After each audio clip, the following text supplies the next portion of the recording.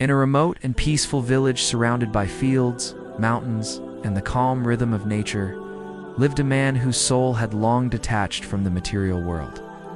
His name was Yunus Baba, an elderly, soft-spoken man whose presence alone brought comfort to those around him. He was not wealthy in terms of possessions, nor did he hold any worldly status. But he carried within him something far more precious, a deep connection with Allah. The villagers called him Allah Kapura Banda, which meant the beloved servant of Allah, for it was believed that whatever he asked of Allah would be granted, and every prayer he whispered reached the heavens. Yunus Baba's life was a reflection of simplicity and submission. He lived in a modest mud house on the edge of the village, shaded by an old neem tree that had stood beside him through seasons of rain and drought. He owned few belongings, just a prayer mat, a Quran, a wooden staff, and a few simple clothes.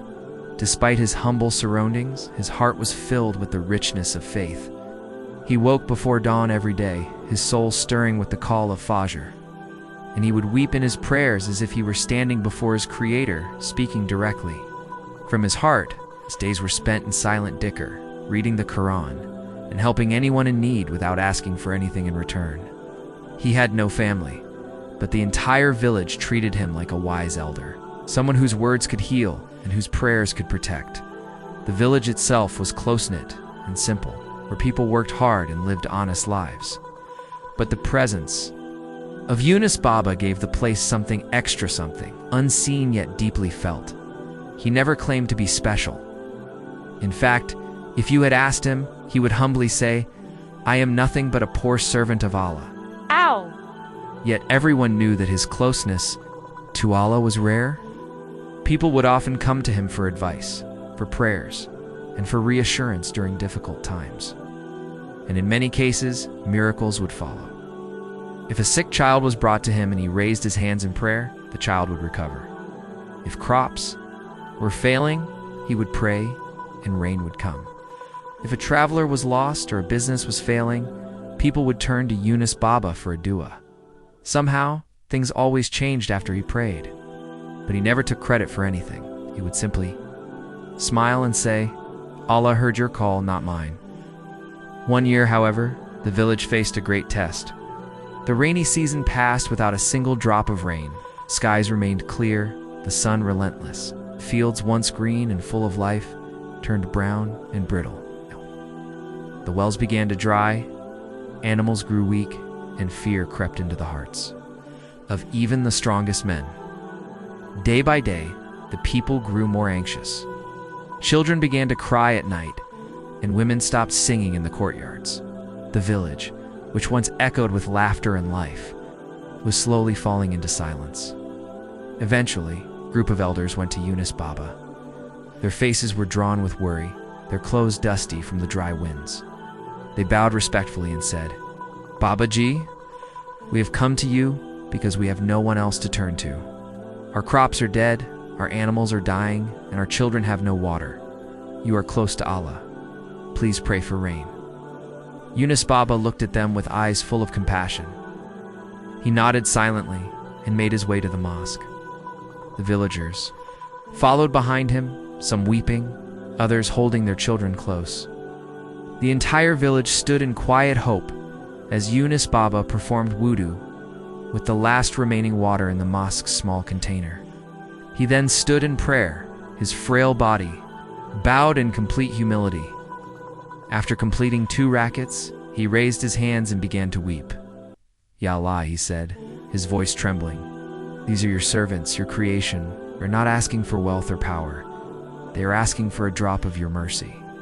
The land is thirsty, the hearts are heavy. Send us your rain not for our sake, but so that we may continue to praise you."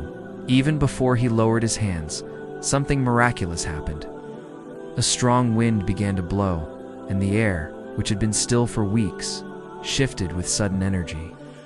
Within minutes, the sky turned gray, and dark clouds gathered overhead. The villagers looked up in disbelief. Thunder rumbled, and rain began to pour first gently, then with full force. Children screamed with joy, women prayed aloud, and men cried openly as the village was soaked in mercy. The once cracked earth drank the rain eagerly, and life seemed to return in an instant. Everyone turned to Yunus Baba, thanking him, but he simply looked toward the sky and said, "This is not me. This is the kindness of Allah." Among those who witnessed the miracle was a young man named Harris. He was quiet by nature, intelligent and curious. He had always watched Yunus Baba from a distance, fascinated by his calmness and the light in his eyes. After the rain, Haris approached him, hesitant but determined. He said, "Babaji, I have a question. I see that whenever you pray, Allah responds. But I also pray, my family prays. Yet we do not get answers like you. What is it that you do differently?"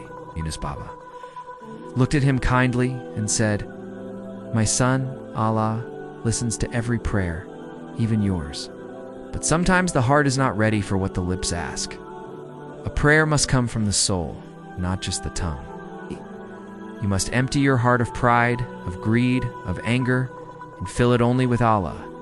When you seek only His pleasure, not your gain, then the distance between your prayer and His mercy disappears." He paused and added, "Most people pray for what they want.